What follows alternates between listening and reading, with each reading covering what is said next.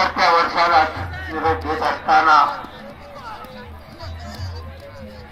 इथे कोकणातील थोर कवी साहित्यिक मंगेश पाडगावकरांनी एक गीत घेतलेलं आहे.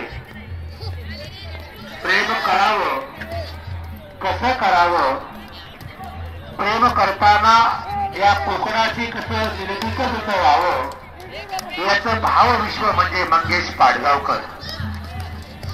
आज ते आपल्यात नाही, परंतु मंगेश पाडगावकरांची कविता सांग सांग भोलानाथ पाऊस पडेल काय, ही त्याची अजरामर कविता या ठिकाणी बऱ्याच चित्रामध्ये गाणं रूपानं आलेले आहे.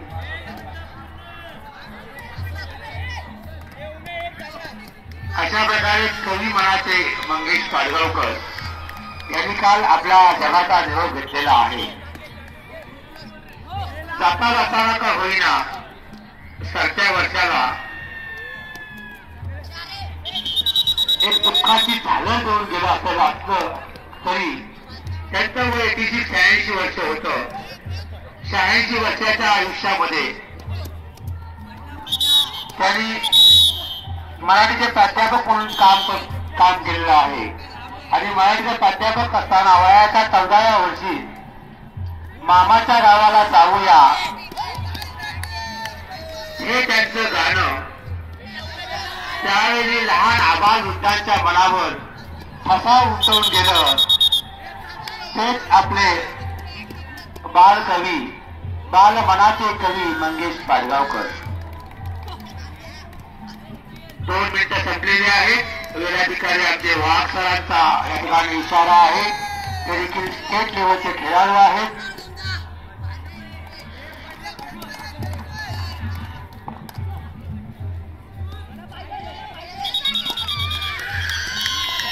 खेळावर लक्ष द्या.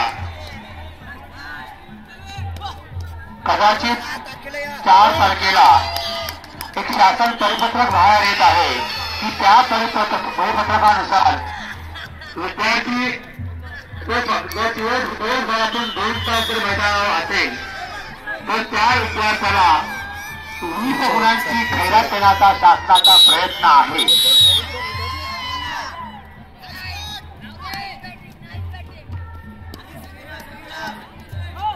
मामाचं पत्र हरवलं ते आम्हाला सापडलं, स्कूटीची चावी हरवली ती आम्हाला सापडली. पहिले पैसे नंतर चावी. म्हणजे मला असं वाटतं की मंगेश पाडगावकरांचं मामाच्या गावाला जाऊया गाणं धन्यवाद पुजारी साहेब. आपल्या उपस्थितीने आजच्या खेळाची क्षार आणि शोभा वाढली. आपल्यासारख्या खिलाडूच्या अधिकारी वर्गानं आम्हाला प्रोत्साहित केलं त्याबद्दल मी या खो खो असोसिएशनच्या वतीनं आणि कर्नाटक अकॅडमी तर्फे आपल्याला धन्यवाद देतो. आपले आभार मुळीच मानणार नाही तर पुन्हा आपल्याकडे यायचं आहे. ओके.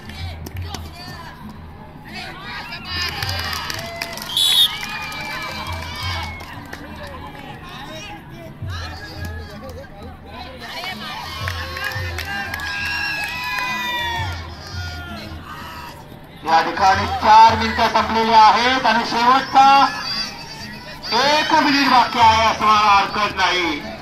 या ठिकाणी नाही दक्ष पंच कटाक्ष पंच